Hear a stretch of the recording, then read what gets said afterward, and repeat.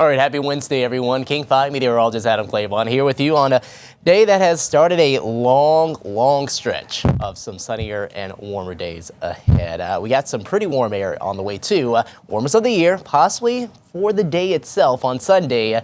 Could be a few records that are hit for as far as those daily highs. So we're going to talk about that here as a matter of fact right now, but we're also going to look into just how this stretch of weather that we're going to see here for a while is something that's going to be a little more the norm here as opposed to falling back into those 50s or even the low 60s for some of the afternoon highs we've had over the past few days. So let's get into it. This is Sunday's forecast, and you can see the averages are in the low 60s.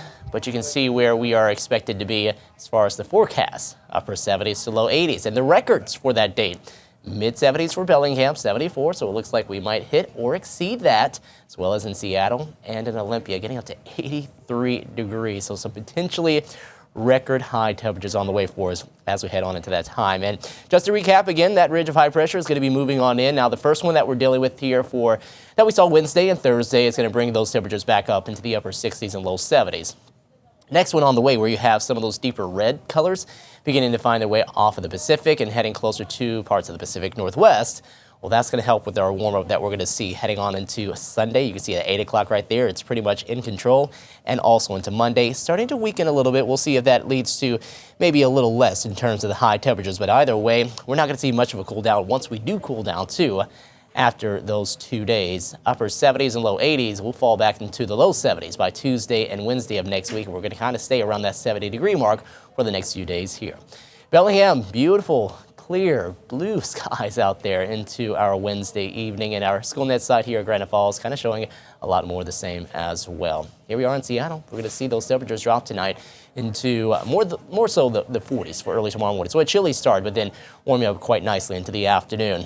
Some light shower activity across the eastern side of the state, kind of more pop-up or more spotty in nature. This side of the state and really all the way up and down the west coast of the U.S., all the way down there to San Diego. Hardly a cloud in sight there in those spots. Where we've been seeing more of the clouds has been across the higher terrain. So if you do have any plans on maybe trying to get up and doing a quick hike or something, just keep in mind that we get into this time of the year, we have that cooler pocket of air, a little instability. Could be a pop-up shower there for you. Don't think that's going to be a huge concern, not going to be too widespread, but something to keep, again, in the back of your mind. As we continue on into tonight and into the day for tomorrow, you'll see a lot of that fades. We'll start off with some cloud coverage across some parts. We'll get some of that to move on through.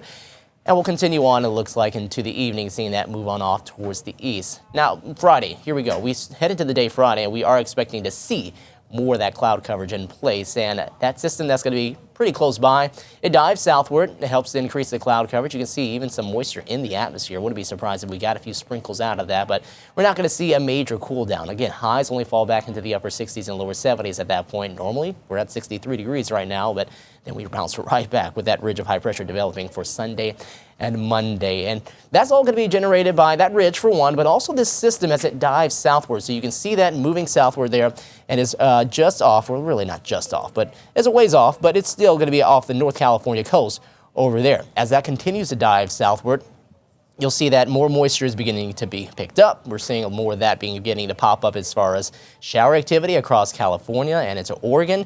And another thing that's happening is it's helping to bring more of this offshore push. We're getting a bit more of that here showing up, and from that ridge of high pressure north and east of us or north and west of us, we're getting more of that too. So that's what's really going to lead to the warm up that we'll see into Sunday, Monday, and Tuesday.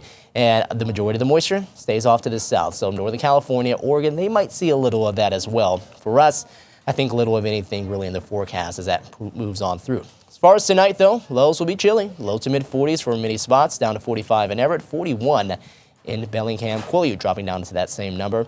High tomorrow getting up to 76 in Puyallup, 77 in Shelton, mid-60s around Port Angeles and in Orcas Island, Mount Vernon up to 69 degrees. So pretty warm day tomorrow. We take a small step back for Friday and Saturday as far as those temperatures, and then quite a leap ahead heading on into Sunday and Monday as those highs get up around that 80-degree mark. Going to be a beautiful weekend. Something else to keep in mind, though, water. Still very chilly, so be extra careful if you're going to be around any of that water, and especially if you're trying to get into that water. Take care, everyone. Have a wonderful Wednesday night. We'll talk to you soon.